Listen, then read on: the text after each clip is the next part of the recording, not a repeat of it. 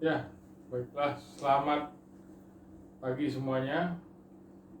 Hari ini kita akan lanjutkan kuliah kita dengan topik Pancasila sebagai ideologi negara. Nah, sebelum kita lanjutkan lebih dalam pembahasannya, mari kita bahas dulu apa itu yang disebut sebagai ideologi.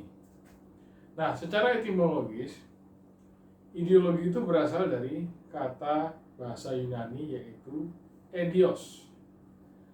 Artinya adalah ide atau gagasan. Jadi eidos berarti ide atau gagasan. Dan kata logos. Logos yang berarti gagasan, pengertian, perkataan, dan ilmu. Jadi ideologi secara etimologis adalah berarti pengertian tentang ide atau the science of ideas, ilmu tentang ide.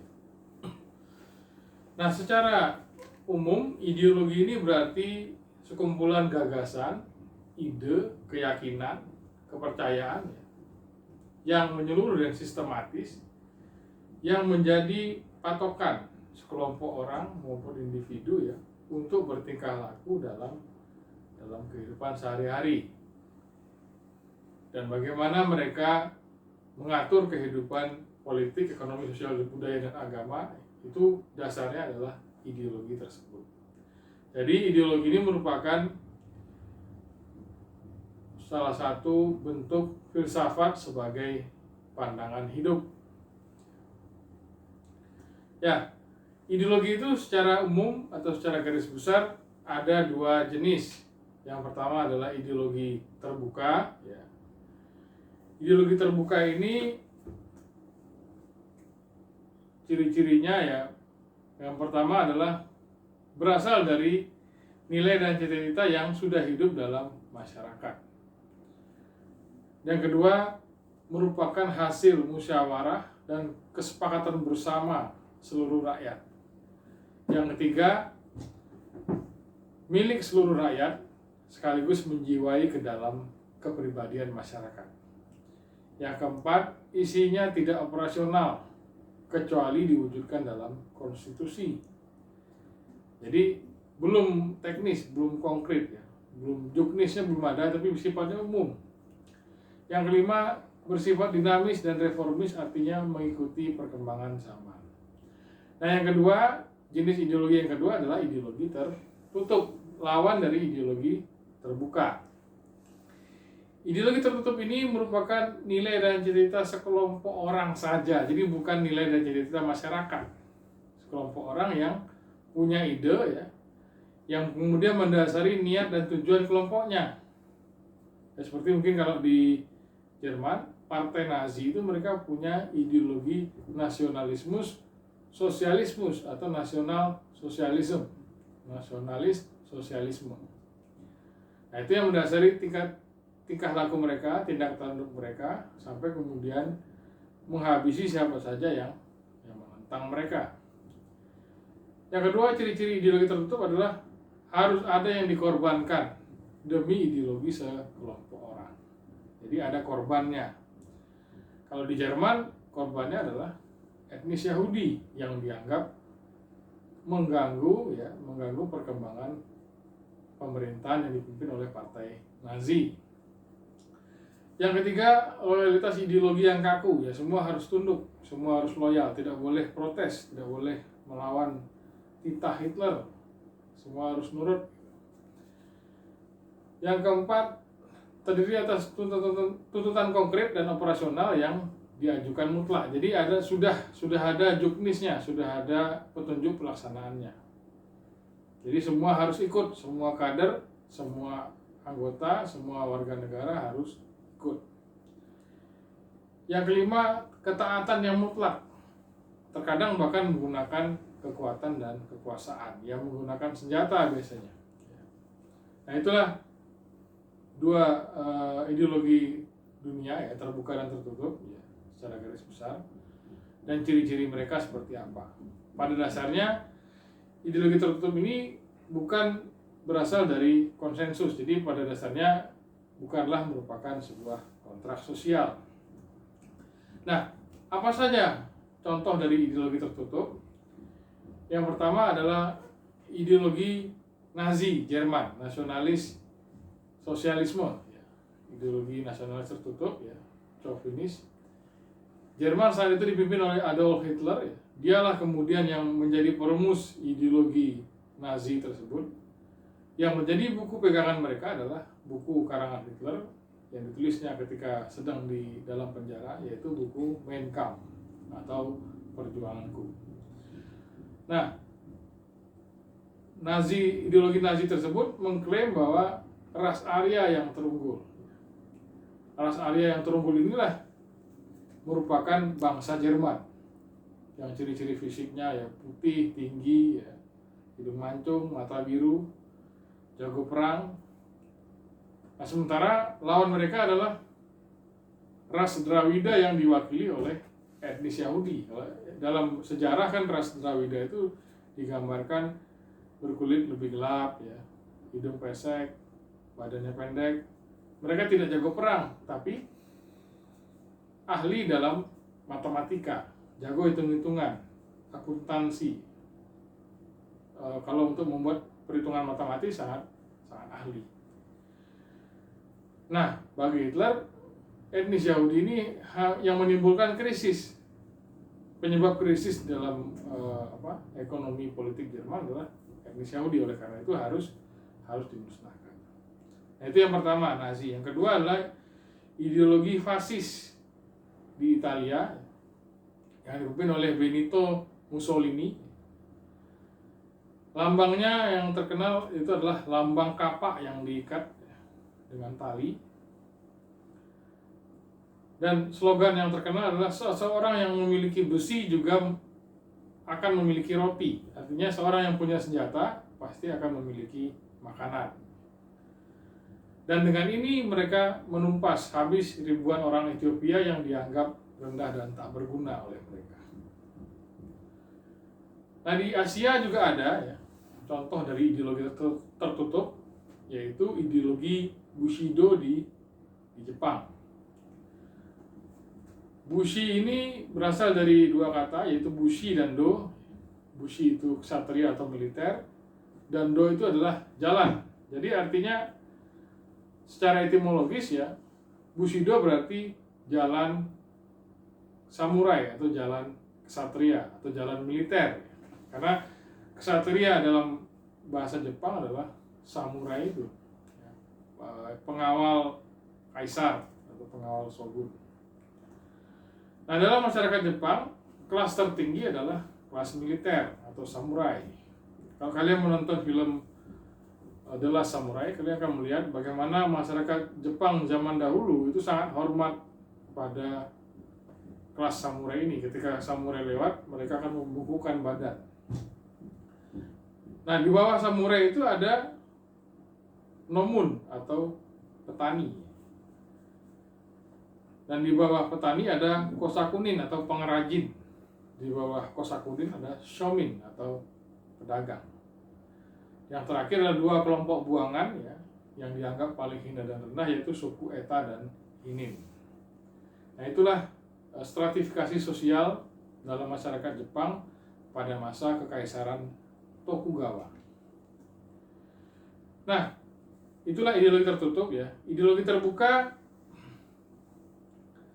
ada beberapa contoh sebenarnya, tapi pada dasarnya ideologi terbuka itu kecenderungannya bersifat kontrak sosial, artinya berasal dari kesepakatan bersama seluruh masyarakat.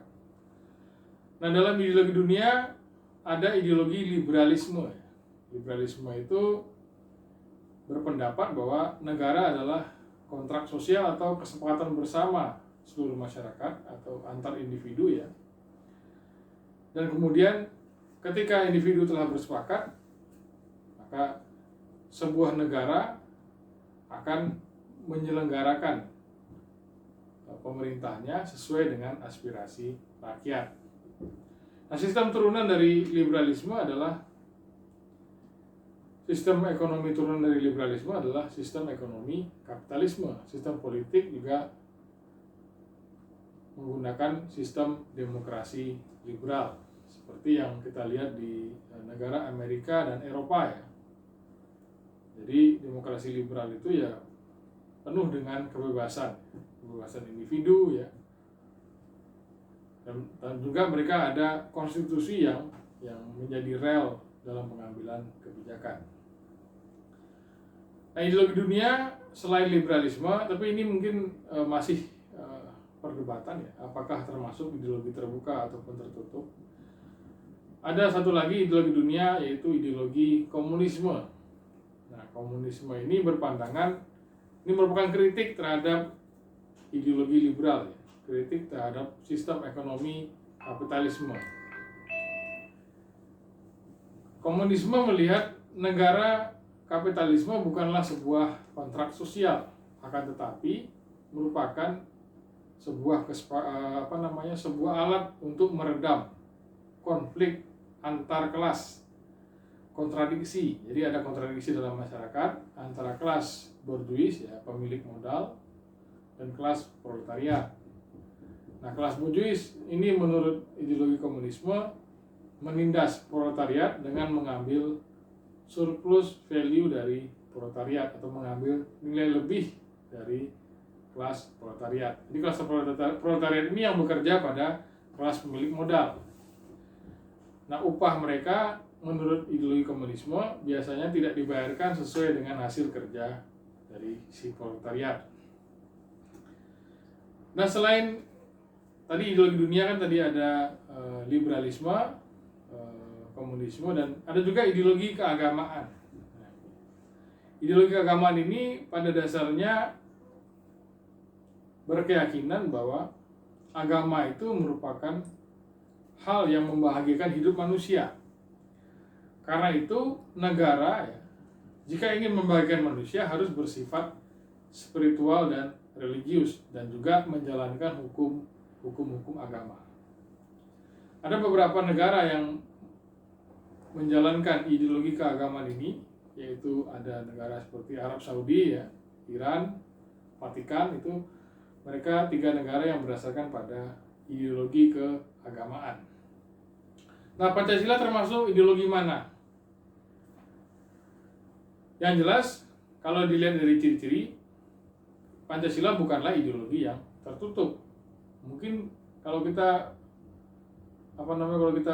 eksplorasi lebih dalam ya, Pancasila ini sebenarnya memiliki berbagai komponen dari 3 ideologi dunia tadi, memiliki unsur. Yang pertama, dalam sila keempat ada unsur kerakyatan atau demokrasi, ada nilai kerakyatan, ada musyawarah mufakat ya, itu kan demokrasi sebenarnya. Nah, ini merupakan salah satu nilai yang juga ada dalam demokrasi liberal. Dan Pancasila juga menghargai HAM, hak asasi manusia, ada sila kedua. Seperti halnya liberal juga, sistem liberal juga menghargai hak asasi manusia. Demokrasi dan HAM merupakan unsur-unsur yang terdapat dalam ideologi liberalisme.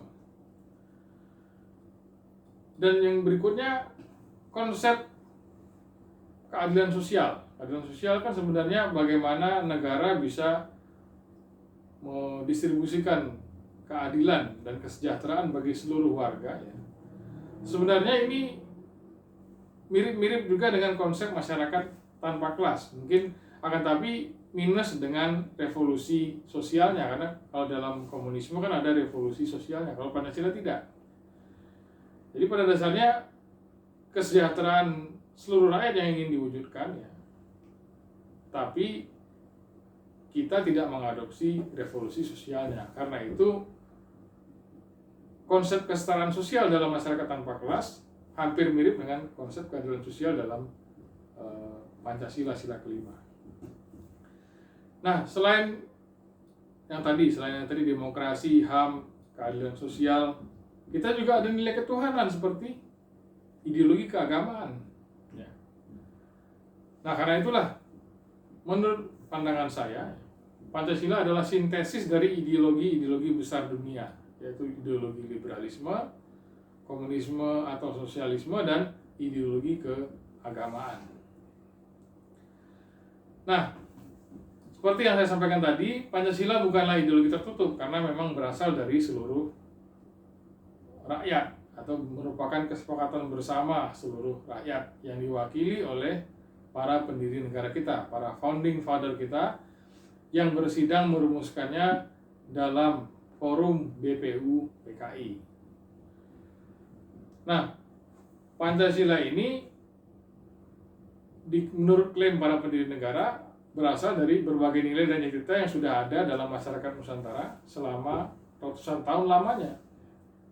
Karena itulah, itu Pancasila bukanlah berasal dari sekelompok orang, tapi melainkan berasal dari seluruh masyarakat Indonesia atau masyarakat Nusantara sebelum menjadi Indonesia.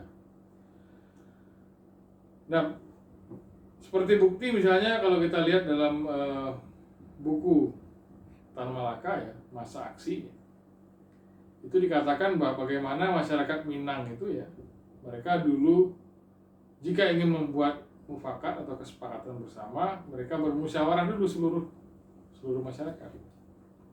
Nah, ketika sudah disepakati, maka seluruh masyarakat harus mengikuti kesepakatan tersebut.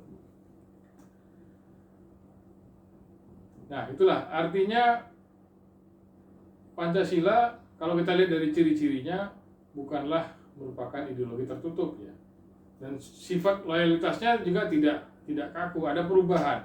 Artinya ketika memang Orde Baru sangat keras ya dulu menerapkan asas tunggal Pancasila, tapi ada perubahan. Pada tahun 98 ada reformasi 98. Sehingga asas tunggal itu yang menjadi kebijakan rezim Orde Baru ditiadakan. Kalau dulu kan pada era Orde Baru asas tunggal, apapun organisasinya harus berasaskan Pancasila, kalau tidak akan dibubarkan.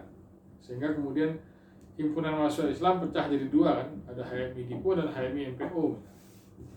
Tapi pada era reformasi hal tersebut diubah, asas tunggal dihilangkan, walaupun organisasi tetap harus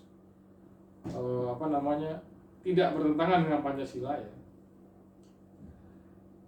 Nah, akan tapi asas tunggal seperti Orde Baru yang kaku itu sudah ditiadakan pada era reformasi. Nah, selain itu isi dari ideologi Pancasila kalau kita lihat kan itu ada 5 ya. Itu sifatnya kan umum semua, ketuhanan, kemanusiaan, persatuan, kerakyatan, keadilan sosial, itu sifatnya umum. Karena itu belum konkret, belum teknis seperti halnya ideologi tertutup. Baru bisa menjadi teknis dan konkret jika telah dituangkan dalam konstitusi. Jadi juknisnya adalah Undang-Undang Dasar 1945 yang merupakan konstitusi Negara Republik Indonesia.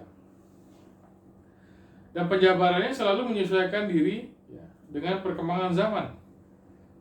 UUD 45 telah mengalami proses amandemen sebanyak 4 kali. Nah, itulah beberapa bukti bahwa Pancasila merupakan ideologi terbuka. Baiklah, saya pikir cukup sekian untuk hari ini ya. Jangan lupa mengerjakan tugas-tugas yang berikutnya. Terima kasih atas perhatiannya. Mohon maaf atas segala kekurangan. Sampai bertemu minggu depan. Selamat siang.